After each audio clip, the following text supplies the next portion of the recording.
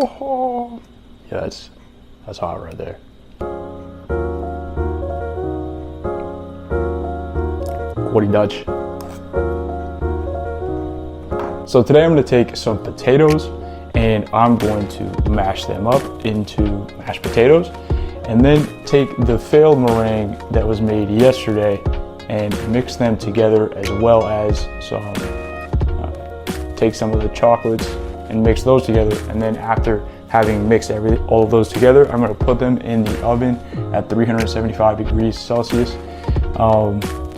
And I'm going to create the potato chocolate delight special. And so hopefully that turns out well. We'll see what happens. All right, let's get started.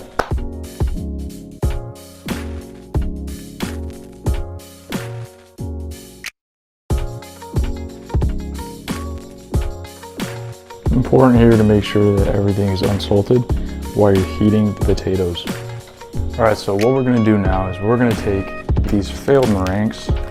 See how they're gushy like that? That's why they're failed meringues. They're so gushy and smushy that it's gonna be pretty hard for me to even break them into here. Into like I'm trying to make it a powdery substance, but since they're so sticky, I don't know how it's gonna go.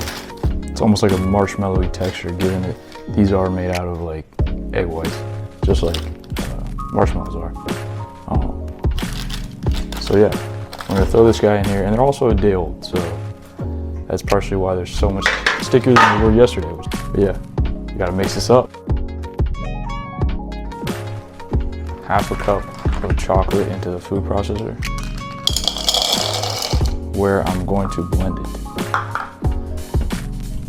If you have cocoa powder, use that.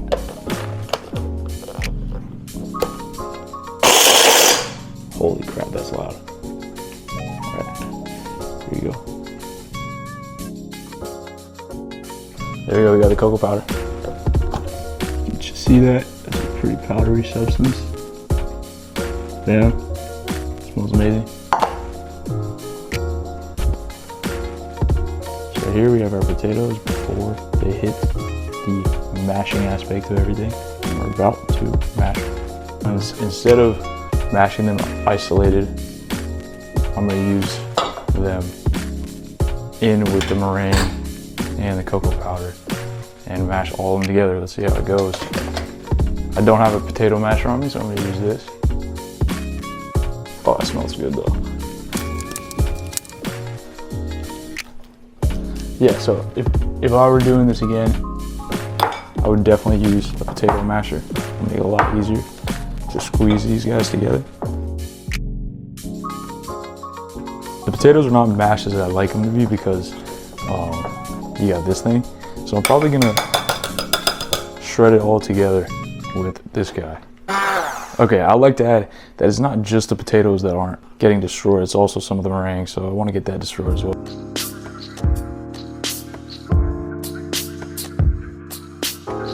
Now that we've prepared this batter slash mixture slash whatever you want to call it, you can additionally add sugar if you'd like, if you don't feel like there's enough for yourself.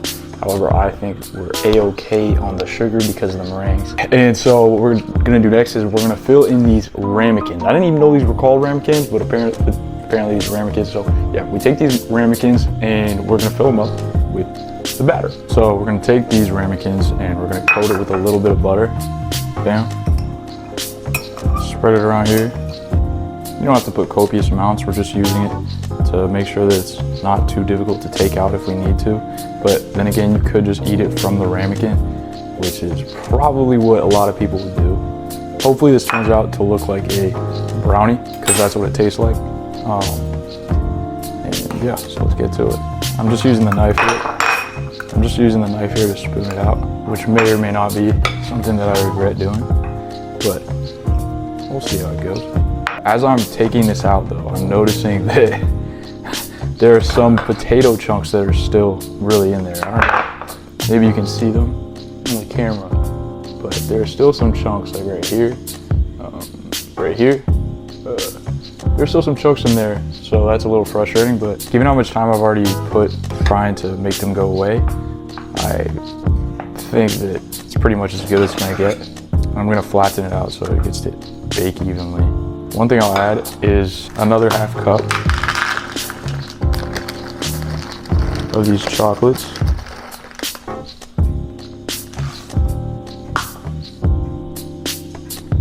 This is gonna be chocolatey as hell. See, look at that. Look at this jumbo-sized potato. It's still not uncut. Tastes good. I call this my French omelet spoon. This works so well for French omelets. I don't really remember what these are called. All I know is how to use them. So, yeah, nomenclature for baking, not quite acquired yet, but maybe it'll never be acquired. I just want to use it to make the shit good. As long as you know how to use it, it don't matter if you know the names. Let me keep it a buck. The names are just useful when you're talking to other bakers, and as long as I'm not talking to other bakers, then I don't need to know that nomenclature. Let me know your thoughts in the comment section below. Do you agree or disagree? That is a thought process, honestly, that I haven't put that much thought to, but it makes sense. One thing I'll say is, I was using milk chocolate for this, and you notice immediately in the flavor how much more sugar is in the milk chocolate than is in the dark chocolate. And so you can see, like, the portions here, it's a lot less than its counterparts. Just flattening it out so it gets an even bake, which is turning out to be harder than I thought. I don't know what the hell is going on here. And I'm gonna do the same thing I did with the other ones, where I'm going to take some chocolates and throw them on the top. Now the oven has preheated to 350 degrees Fahrenheit. I will be taking each one of these brownies and these ramekins. I'll tell you, these servings are freaking huge. If you have smaller ramekins, you can have way more efficient servings that are less expansive. Oh shit, okay. Well, I better get this inside the oven before I, like, drop everything else. So we're gonna set the timer for 25 minutes, and we're gonna place everything here, and we're gonna start it. 25 minutes on the clock. Let's see what happens, baby. As you can see, the oven is done baking, and we can now check out the results from this miraculous chocolate meringue delight. Chocolate potato meringue delight. There you go. All right, so this is after 25 minutes. Let's see if we need to leave it in a little bit longer. Okay. That's crazy. I always do. I almost freaking burned my hand off. Again. Okay, round one. Shut the frick up, man. Cool. Here we go. I don't know if you can tell, but it looks a-okay. Leaving it in for another 5 minutes, but this one that has lesser amounts is why I'm not cooking it for as long. This one tastes really good, and it sort of has this, it's literally a brownie. Like, there's no other way to put it. But yeah, that was a chocolate potato meringue delight. That's kind of crazy. So obviously a lot of these measurements were really imprecise. Those being like how much I used to make the failed meringue. But it should be noted that it was a failed meringue. I literally failed a meringue. And so I didn't take note of those. So it's kind of hard for me to let you guys know how much of the meringue I used. That being said, if you fail a meringue, a French meringue, is the one I specifically made, then you can make one of these chocolate potato meringue delights.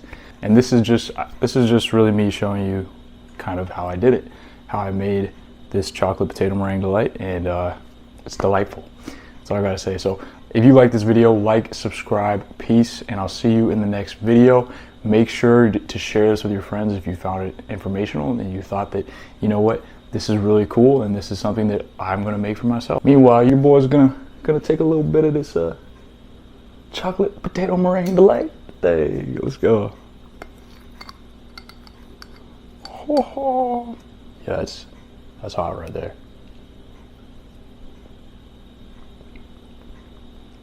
Quality Dutch.